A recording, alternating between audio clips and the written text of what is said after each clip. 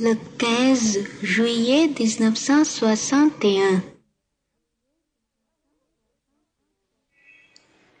Avant de descendre, j'avais envie d'écrire un mot.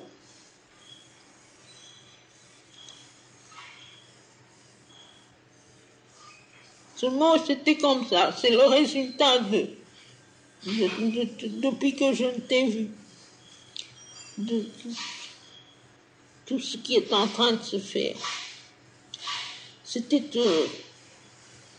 presque l'expression de, comment dire,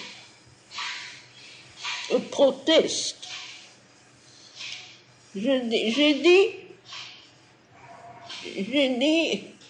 être un saint ou un sage, après tout, c'est pas très difficile. Mais la transformation supramentale, c'est une autre affaire. Oh.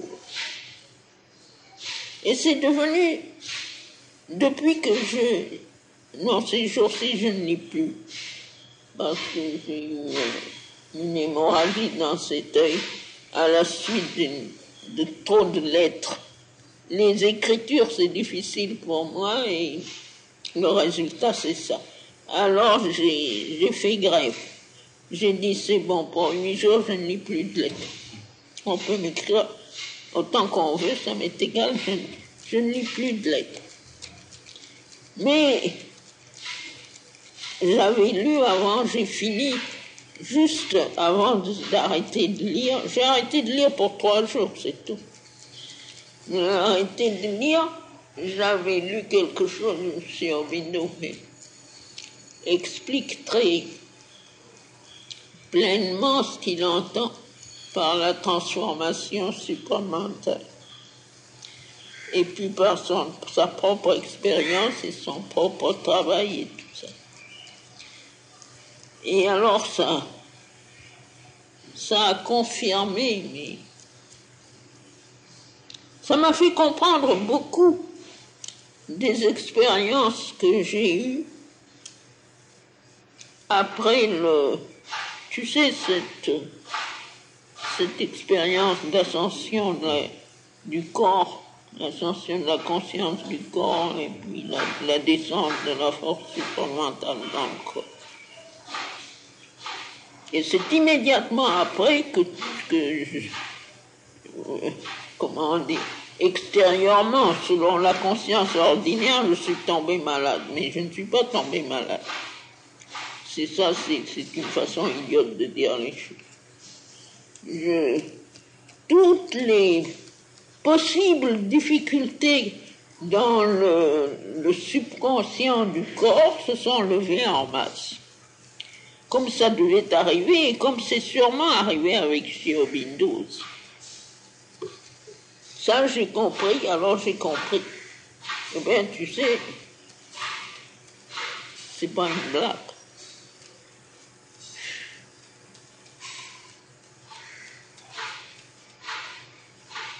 Je me demandais, moi, pourquoi tout ça s'était acharné sur lui.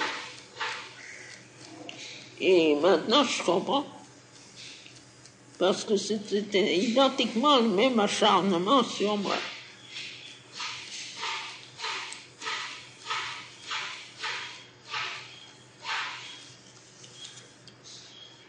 Au fond, c'est tout ce qui, dans la conscience matérielle, c'est-à-dire la conscience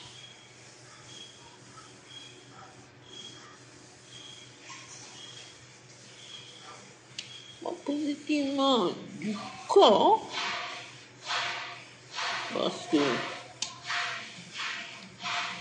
mais on pourrait dire la substance telle qu'elle est organisée par le mental, les premiers mouvements du mental dans la vie. N'est-ce pas? Ce qui a fait le passage de l'animal à l'homme. Et probablement ça aurait été dans l'animal, mais l'animal est hors de question, n'est-ce pas? Il n'y a pas de tentative de supramentaliser, alors tout va bien. Mais c'est la première mentalisation de la matière. Eh bien, il y a là-dedans quelque chose qui proteste et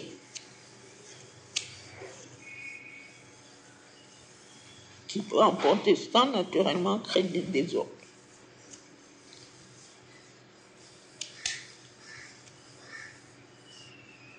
Et alors, ces jours-ci, vous voyez, ce chemin-là n'a jamais été suivi par personne. Sri Aurobindo a été le premier et il est parti avant de nous dire ce qu'il faisait.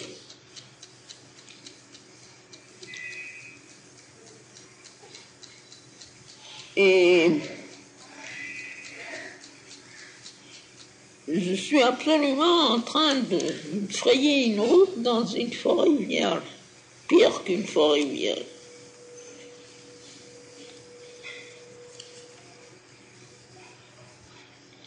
Et alors, j'ai, n'est-ce pas, depuis 2 jours, je l'ai tenu depuis très longtemps, mais c'est devenu extrêmement aigu, n'est-ce pas? Juste comme ça devient au moment des crises, au moment où les choses sont sur le point de changer, ou de s'éclairer, ou d'éclater, ou... Sentiment de rien savoir du tout. Du tout. Au point de vue purement matériel,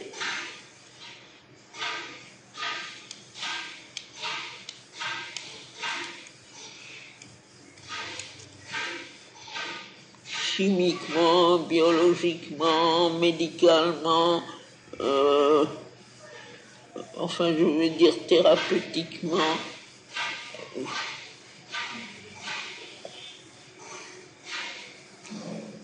Je ne crois pas qu'il y ait beaucoup de gens qui sachent. Il y en a peut-être. Mais ça ne me paraît pas encore très...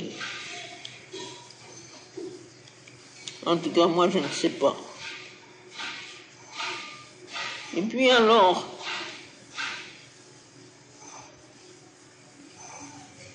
yogiquement, je ne veux pas dire spirituellement, parce que ça c'est la première partie de ma phrase. C'est très facile d'être ensemble. C'est même très facile d'être ensemble. J'ai l'impression que je suis née avec ça, que c'est spontané, naturel, si simple, si simple. On sait tout ce qu'il faut faire, on le fait aussi facilement qu'on le sait, ce n'est rien. Mais ça, cette transformation de la matière, qu'est-ce qu'il faut faire, comment il faut faire, quel est le chemin, est-ce qu'il y a un chemin, est-ce qu'il y a un procédé, probablement pas.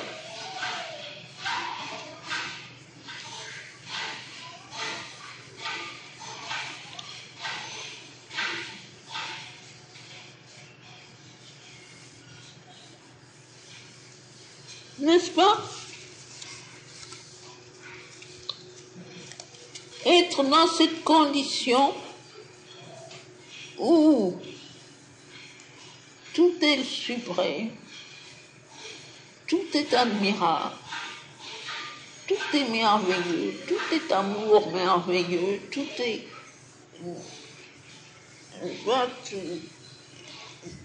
joie profonde. Et c'est une condition qui ne change pas, qui est comme ça, à n'importe quel moment, c'est là. Et puis alors, cette matière dans le corps, qui contredit par toutes les imbécilités possibles, n'est-ce pas,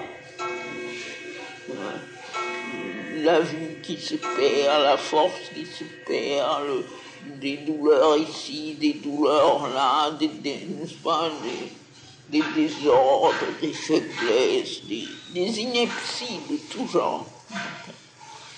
Avec, en même temps, dans ce corps, n'est-ce pas, quoi que ce soit qui lui arrive, il répond comme ça, « Oh Seigneur, ta grâce est infinie. » Alors ça, c'est une contradiction qui est très déconcertante. Je sais parfaitement bien, parce que j'en ai eu l'expérience, quand on se contente d'être un saint ou un sage, tout le temps qu'on garde la bonne attitude, tout va bien. Le corps n'est pas malade, même s'il y a des attaques, il n'est-ce pas, les rétablit très facilement, tout ça, ça va très bien. Tant qu'il n'y a pas cette volonté de transformation. C'est la protestation contre la volonté de transformation. Alors que si on dit bien, c'est bon, n'est-ce pas, que les choses soient comme elles sont, ça m'est tout à fait égal, je suis parfaitement heureux. Et dans un état béatifique, le corps se met à être content.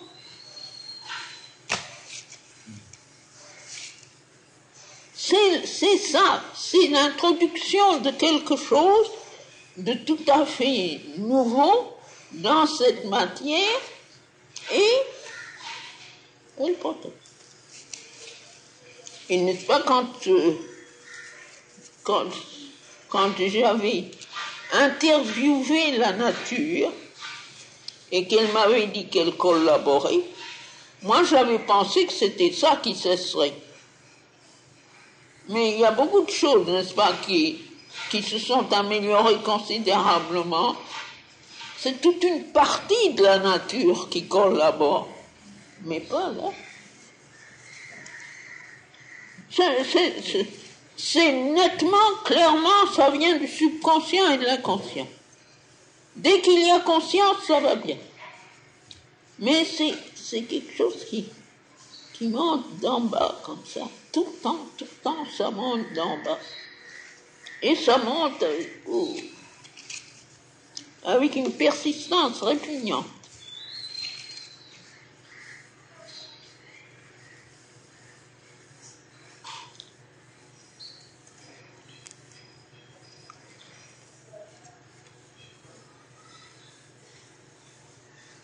Alors, naturellement, il y a toutes les suggestions, mais ça, ce n'est rien. Ça appartient à un domaine qu'on peut maîtriser facilement. Suggestions qui sont comme ça, eh bien, M. Aubindo, lui, il ne l'a pas fait. Je sais pourquoi. Mais les gens ne savent pas et la chose générale ne sait pas. Et comment dire, tout ce qui peut être adverse dans les vibrations s'en sert, naturellement. Alors, comment est-ce que tu espères réussir là où il n'a pas réussi? C'est comme ça. Mais ça, j'ai toujours ma même réponse. Quand le Seigneur dira que c'est fini, je saurai que c'est fini. Et puis c'est fini, voilà, ça m'est égal. Alors ça s'arrête avec ça. Mais ce n'est pas que ça ne recommence pas.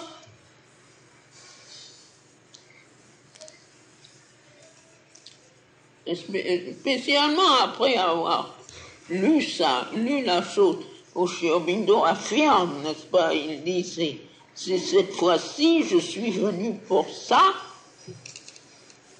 et je le ferai.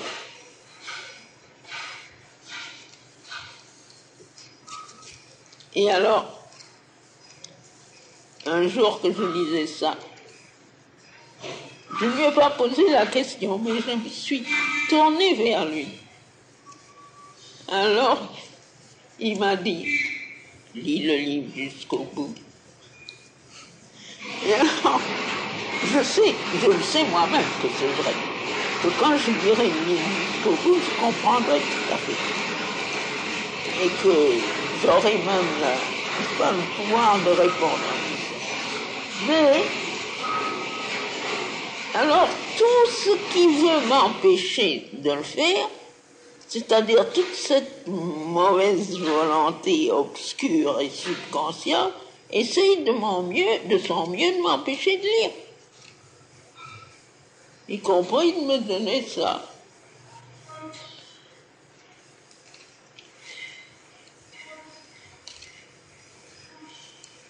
Alors comme je pense, je ne sais pas si c'est à tort ou à raison, que le docteur a plus d'expérience que moi, il en sait un peu plus que moi au point de vue thérapeutique et biologique, etc. Je lui ai montré mon œil et je lui ai dit, est-ce que je lis? Il m'a dit, better not read until it is finished.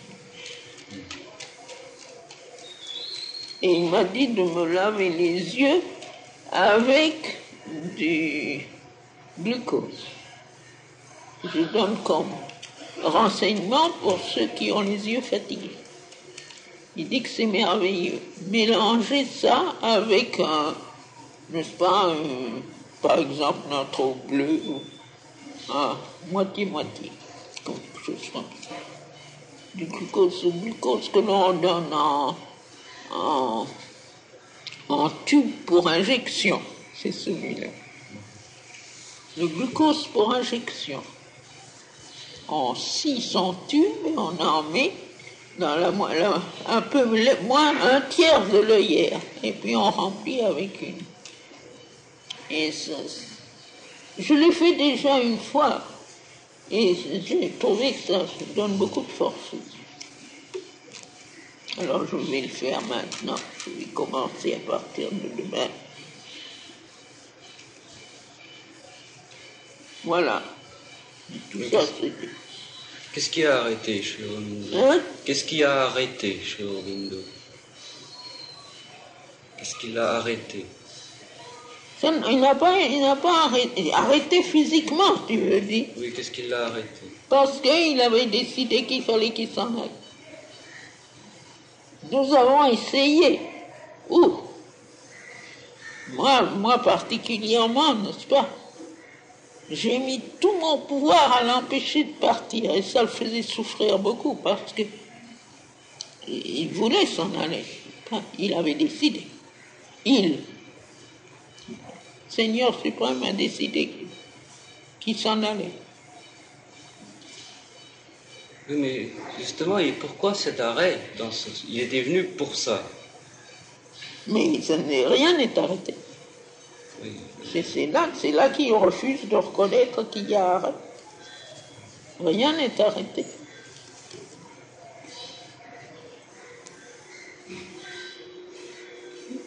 Il est venu pour ça et il a arrangé les choses pour donner un maximum de chance. Chance, c'est une façon de parler, n'est-ce pas? De possibilités, pour mettre toutes les...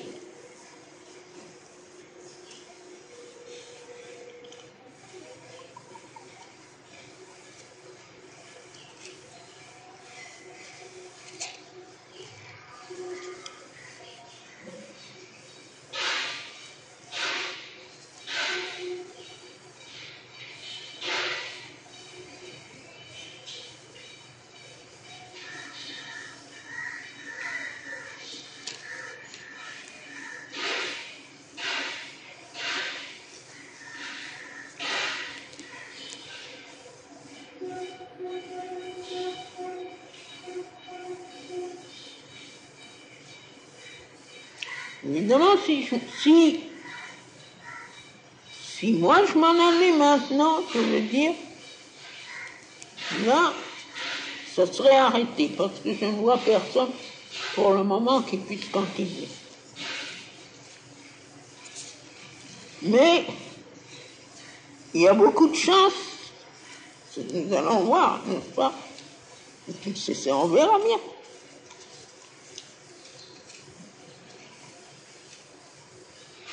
Ça dépend de la balance, pas l'équilibre. Hein? L'équilibre, entre justement la somme de résistance dans la substance et le pouvoir.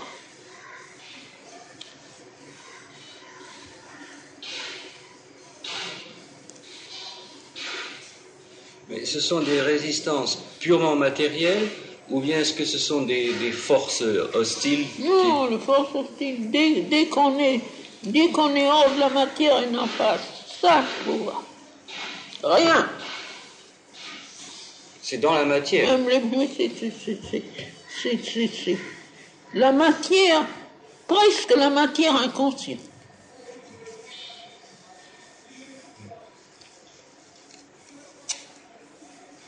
Oh,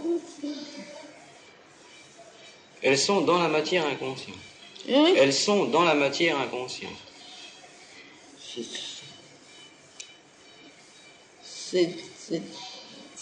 Comment dire, c'est elle qui représente l'inconscience de la matière. Ouais, c'est plus vrai.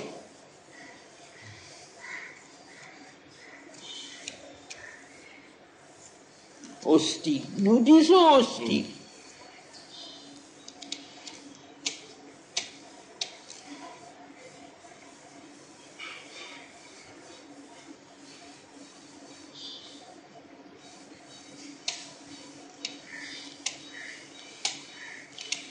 N'est-ce pas?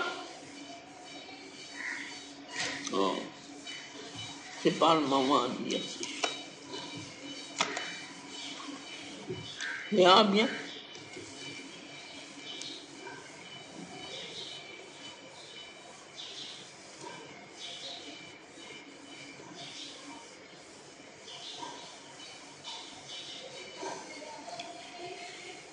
Dans une chose comme ça, par exemple, comme je disais en commençant, pour un saint ou pour un sage, la formation du corps a une importance très minime, tout à fait secondaire. Pour ça, la formation du corps a une importance presque capitale. Et non pas du tout au point de vue d'éléments spirituels ou même d'une puissance mentale, ça n'a pas d'importance du tout. La chose importante, c'est la capacité d'endurer et de durer.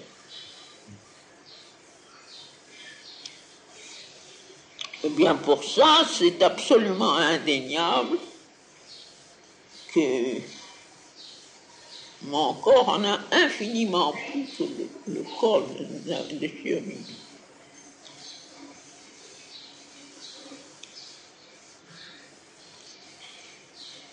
Et au fond, c'était ça le problème, n'est-ce pas?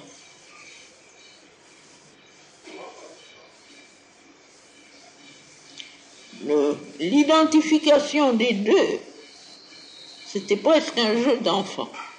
C'était rien. Que je me fonde en lui ou qu'il se fonde en moi, c'était pas un problème, c'était pas difficile. Alors, justement, ça a été le sujet de conversation, parce que je lui ai dit, nous avons vu, il y avait beaucoup d'autres choses là qui n'est pas temps de dire. Mais il y avait certaines conditions, et je lui ai dit que ce serait pour moi, n'est-ce pas, absolument sans regret et sans difficulté que je quitterais ce corps pour me joindre à lui. Ça, c'est quelque chose que je lui ai dit, n'est-ce pas, avec des mots prononcés.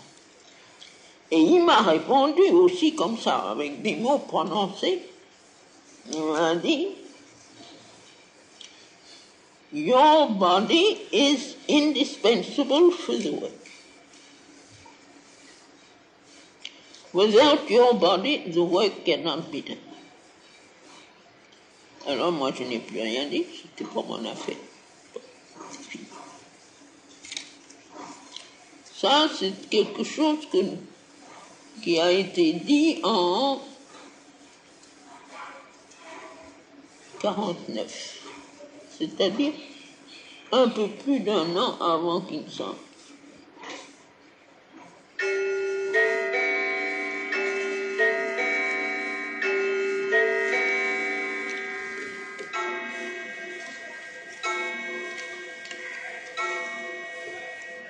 Et c'est vraiment ça, n'est-ce pas? Mais alors je suis mise en présence maintenant du fait de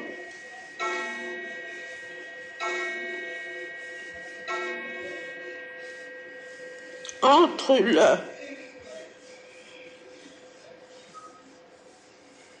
l'immensité ou quelque chose, ce travail est si formidable.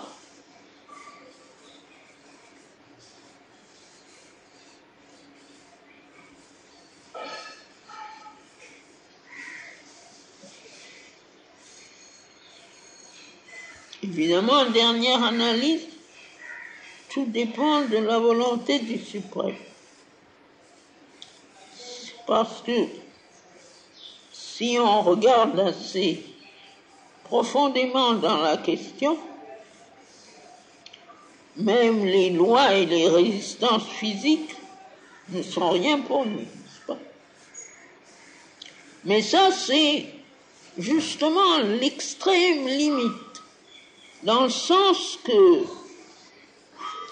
pour que sa volonté s'exprime, pour ainsi dire, en contradiction avec l'ensemble des lois de la manifestation, eh bien, ça ne vient que juste à la dernière seconde. Ça, c'est ça que Sri Aurobindo a exprimé dans sa vitrine. Si bien, au moins 3 fois dans le livre, il l'a exprimé, que cette volonté qui abolit toutes les lois établies et toutes les conséquences de ces lois et tout l'ensemble formidable de la manifestation, pour que ça s'exprime en contradiction avec tout ça, c'est juste la dernière, ce qu'on pourra appeler seconde, à l'extrême limite de la possibilité.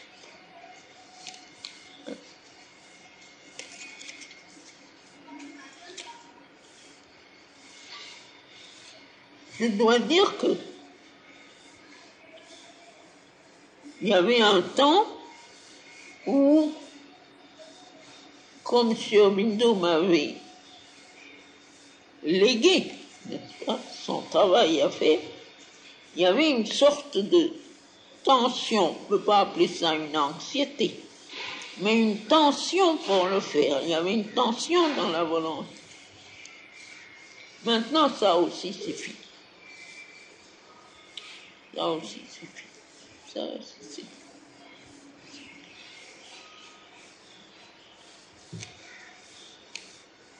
Mais qu'il y a peut-être quelque part dans le subconscient ou dans l'inconscient quelque chose qui est encore tendu, c'est possible, je n'en sais rien, mais c'est probablement pourquoi je ne sais pas. C'est-à-dire que il ne m'a pas été dit à aucun moment, ni directement, ni à travers Sri Aurobindo, que j'irai jusqu'au bout. Il ne m'a jamais été dit ça. Il ne m'a jamais été dit le contraire. On ne m'a rien dit du tout. Et si quelquefois il n'y a pas une question, mais que je suis tournée comme ça, vers ça pour le savoir, la réponse est toujours la même, ça ne te regarde pas. Comme si. Tu t'occupes pas de ça. Alors maintenant, j'ai appris à ne pas, consciemment, je m'en occupe pas.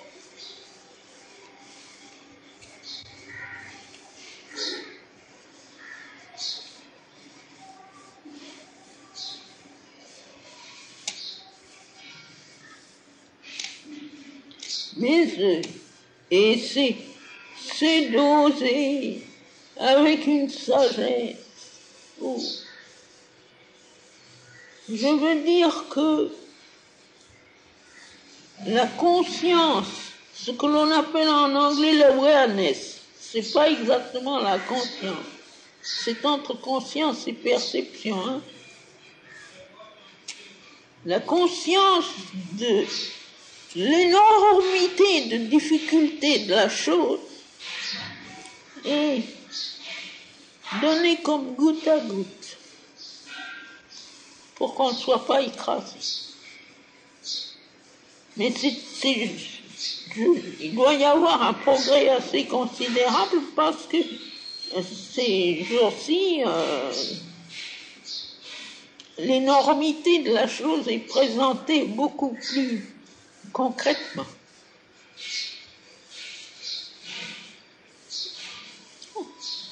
Je te dis, c'est au point que toute la vie spirituelle, tout ce que tous ces gens et n'est-ce pas, toutes ces races et tous ces gens qui ont essayé depuis le commencement de la Terre et ont fait tant pour réaliser tout ça, ça paraît rien.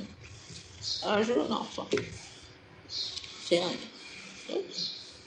On sourit, et on est joyeux. C'est rien du tout. Rien.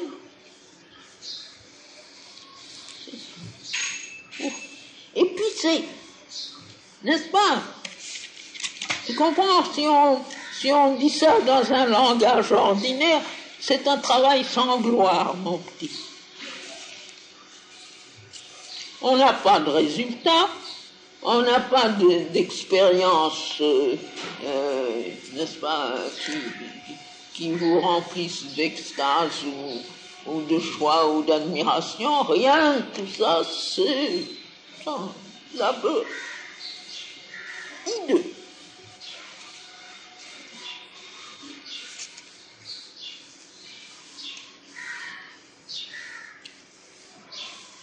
Si on n'avait pas en soi la vision claire et cette aspiration constante, c'est monotone, c'est embêtant, c'est terne, c'est gris, c'est... Ouf.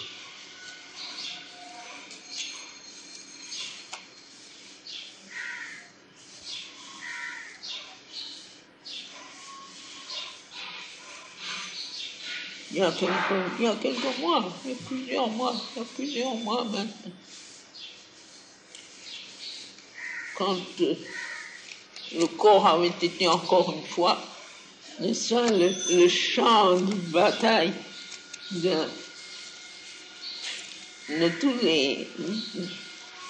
tous les obstacles. Et alors, il était comme ça, suspendu, à se demander de quel côté ça... Pas demander intellectuellement, c'était pas ça, mais avoir une sorte de perception, de toucher, de comment ça va basculer. Pas? Quel côté ça va basculer? Et alors, tout d'un coup, dans la cellule dans toutes ces cellules, est venu, et ça, n'est-ce pas, je sais d'où ça est venu, tout d'un coup, l'impression que si nous sommes dissous de cet amalgame, n'est-ce pas, si cette combinaison est dissoute, qu'elle ne peut pas persister, nous irons tous tout droit, comme ça, et c'était comme une flamme merveilleuse, tout droit, joindre Sturvino dans son monde supramental. Et là, notre porte.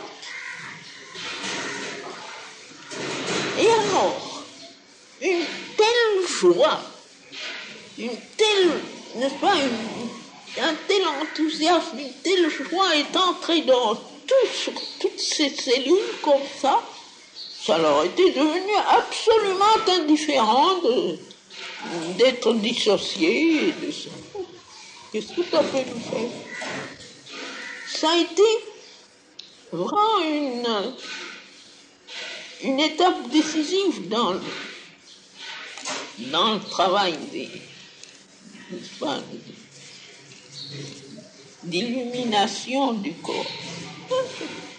Alors il se sentait, toutes ces cellules se sentaient beaucoup plus puissantes que cette force imbécile qui les dissoudrait, que tout ce que l'on appelle la mort, tout à fait indifférent. Qu'est-ce que ça peut nous faire? Nous irons là et nous participerons consciemment au travail de M. Bigot, à la transformation du monde, et tout. Ça, ici, là, comme ça, qu'est-ce que ça peut faire? Ça, c'est il y a plus d'1 an, je crois. Ce n'est jamais parti.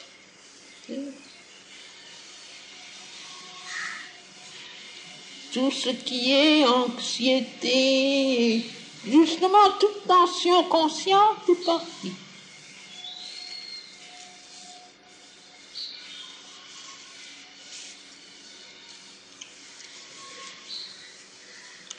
Seulement, il y a un seulement dans tout ça.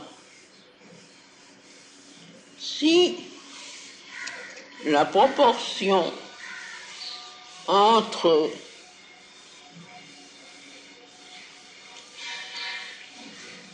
une liberté de solitude que je pourrais appeler réconfortante et la nécessité d'un travail collectif, si cette proportion-là était plus libre, probablement il y aurait moins de difficultés. Je me souviens, à peu près vers la fin de la première année que je suis remontée là-bas,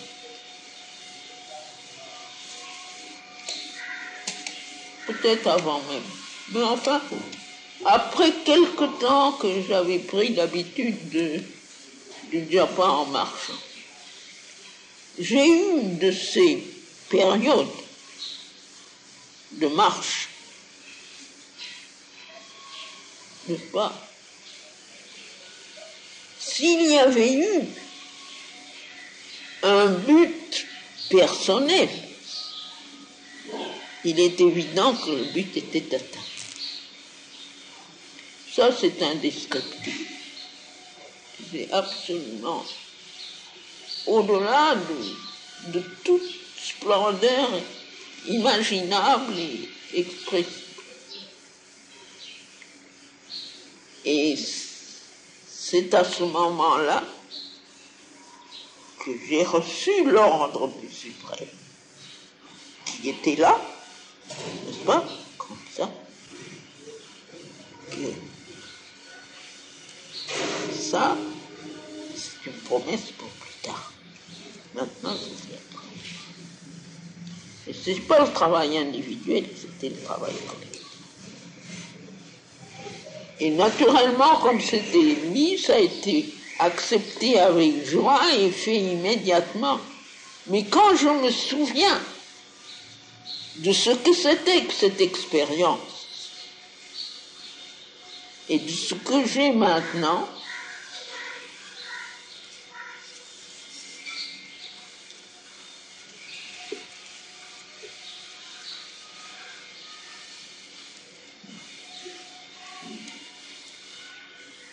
eh bien, c'est une chose équivalente, mais avec une beaucoup plus totale et complète et absolue que Sr. Bigot a faite en quittant son corps. Parce qu'il avait l'expérience, il avait ça, je l'ai vu, supramental assis sur son lit.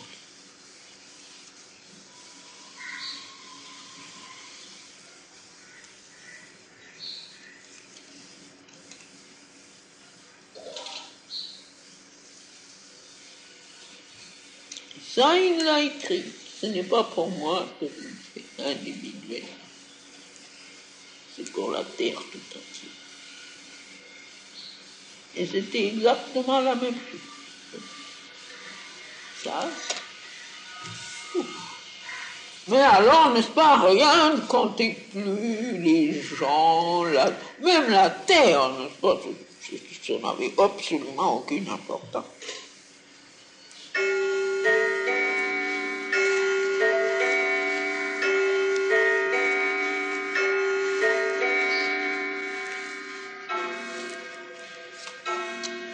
Voilà.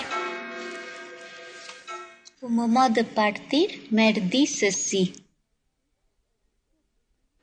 Tu sais, cet état, ça vous donne l'impression que, au fond, on ne sait rien du tout. Tout le reste, n'est-ce pas, tout ce qui conduit à la vie spirituelle, à la libération, à tout ça, ben oui, c'est très bien. C'est très bien. Mais ce qu'il faudrait savoir pour faire ce travail-là,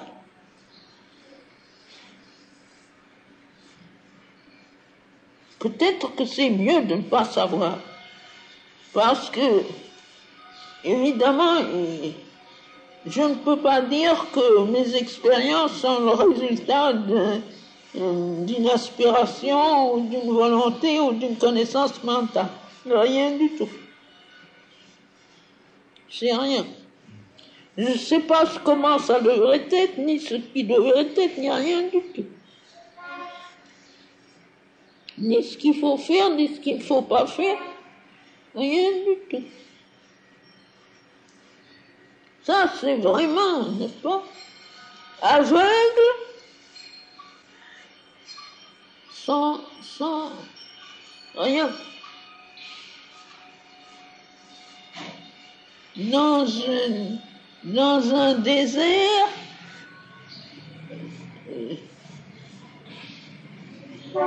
encombré de tous les pièges et toutes les difficultés, tous les obstacles possibles.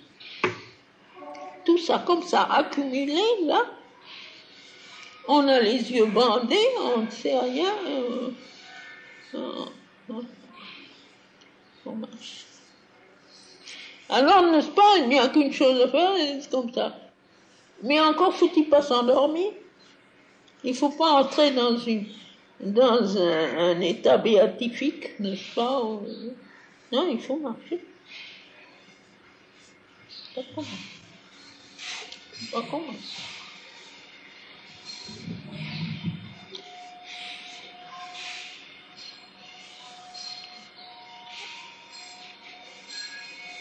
Voilà. Ah, j'ai quelque chose pour toi, j'ai oublié de te l'appeler.